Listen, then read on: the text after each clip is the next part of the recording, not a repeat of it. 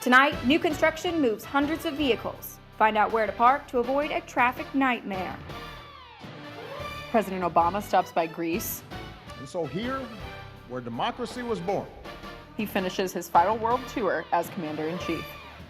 And a unique way to trim the hedges. Poison ivy is called poison ivy by us. As far as goats are concerned, it's just lettuce. How a farm animal becomes a city parks employee. UATV starts right now.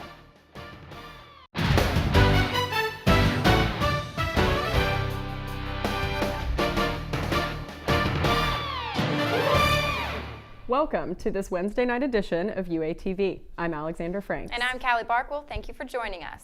We begin tonight with breaking news out of Siloam Springs. 35-year-old Carol Elaine Davidson and her 18-month-old daughter Rosemary are missing. They were last seen in Siloam on Friday.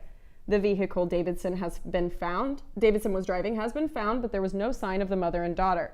Officials say they may have been in the Lookout Tower Road area east of Siloam Springs early Sunday morning. Police ask anyone with information about Carol or Rosemary Davidson to contact Captain Brian Austin at the Siloam Springs Police Department at the phone number located on your screen.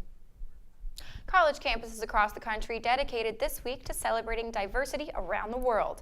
The University of Arkansas chose to take part in International Education Week. It's designed to embrace the global society and expose students to new cultures and ideas. Organizations supporting International Education Week are hosting numerous events throughout the week and reaching out to the almost 1,500 international students on campus asking to share their stories. A few weeks ago, one international student made history at the U of A. UATV reporter Wendy Echeverria tells us more. That's wonderful. I watched you on the TV. Oh, thank you. This is what Mose Agari's life looks like now. People constantly recognize him all over campus as king. He says he was shocked when he first received the homecoming title. It was just overwhelming. I was overjoyed. He says events like International Education Week opened doors for him. Agari says he's the first international student to work on the ASG Senate. He's working on a new bill, which will represent international students. I just want them to get more and more representation in this campus. So that, because you know, most of them, they really have problems, but they don't have people to communicate to for their problems. Agari says he hopes he can be the voice for international students, pushing them to get more involved. Why are you excited about International Education Week? Because it's the only week that we can introduce ourselves to American students. Okay. Foreign student advisor Michael Wallace helps undergraduates make a smooth transition into college life in the U.S. From the day one, we're trying to tell students how they can get involved, when they can get involved. So our office acts as a resource center, but then we're also there in case a student comes to us with academic issues, cultural issues, immigration issues, financial issues. This is the office. Agari says his experiences have changed his life. It has made me earn big by becoming the first ever homecoming king of the University of Arkansas, which has never been there before. So this was a great thing that happened in my life. He says he wants to help and inspire his siblings who are back home in Kenya, Africa. Agari also says he hopes more international students will get involved. For UATV, I'm Wendy Echeverria. International students say they hope Agari helps prove that their diversity offers a lot to the campus community. Registered student organizations on campus embrace this student diversity. One international RSO focuses on educating campus about how its culture functions without a country to call its own. The HSOA celebrates the Hammond New Year every fall in order to help people all over campus learn about who they are. HSOA members say having the annual celebration is a key part to the promotion of Hammond culture on campus. I think the most important part is putting us out there because we are people without a country, and so it's very hard whenever people are like, where are you from? And we don't have an exact origin, and so it's important for us to showcase it because we want to let people know who we are. Tao says roughly 30 people of the Hammond origin attend the university and 20 of them are in the RSO. She says they hope to break stereotypes about Asian cultures. A Southwest Arkansas school board member is under scrutiny for his Halloween costume. Pictures released on social media show the board member wearing blackface as he holds a sign saying Black Lives Matter, but without the letter C in black. The superintendent says the only way a school board member can be removed from his position is either from stepping down or at the end of his term in 2018. For some non-traditional students, fitting in with the younger students can be a bit of a challenge. Not being familiar with modern technology and not being comfortable with being one of the oldest people in the room can hold some students back. Our Nathan Smallwood joins us live with more on how one U of A student is trying to fit in despite his age.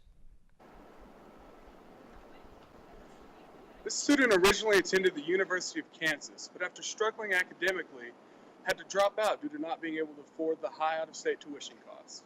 He returned home to Berryville, Arkansas, where he lived with his parents and worked so that he could pay to attend the Northwest Arkansas Community College so he could raise his grades to finally be able to enroll at the U of A.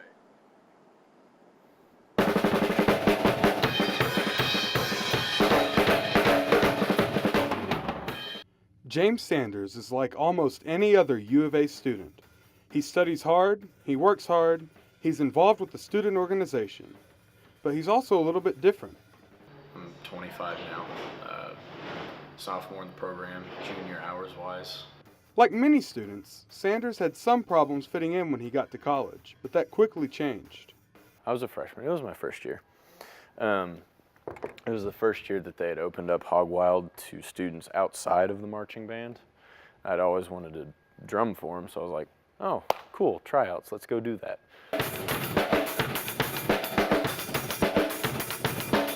Sanders, after having played only in a drumline in high school nearly 5 years before, learned how to play the drum set so he could join the Hog Wild band. This is a decision he says has led to some of his favorite memories in college. I love the travel with the band. It's a lot of fun. Great friends, get a lot of great stories.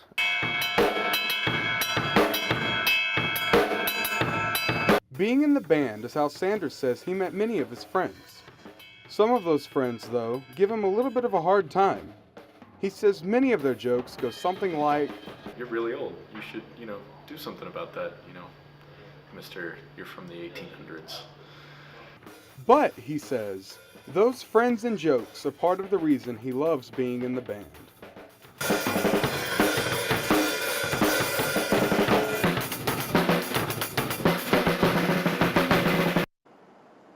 The university says there are several qualities that may classify a student as being non-traditional.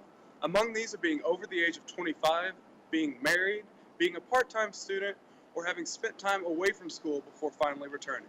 Reporting live for UATV, I'm Nathan Smallwood. Send you back to the studio. Thanks, Nathan. Around 3,000 U of A students are over the age of 25. The Razorbacks played their final home game of the season last weekend, meaning the athletic department plans to break ground and start renovations to Reynolds Stadium. Fans are excited for the new update, but it will come at a cost for students. To renovate the north end zone, contractors will use Lot 44, making hundreds of parking spaces unavailable. Anyone parking in Lot 44 or the pit must move their vehicles by Saturday morning to other lots around campus. Parking and Transit say they've been preparing for this update and added hundreds of spaces along Razorback Road. The new spaces relieve parking congestion at the beginning of the semester, but relocating hundreds of cars could drastically increase the overflow of parking. We now head over to Lauren Dedman for our weather. Lauren, will we be seeing any relief to these dry conditions? So no, guys, I am sorry to say we will not be experiencing any rain anytime soon. For the most part, it's just been hot. If you look at your screen right now, you can see that the current temperature is 74 with a low of 54. When I return, I will have your national news.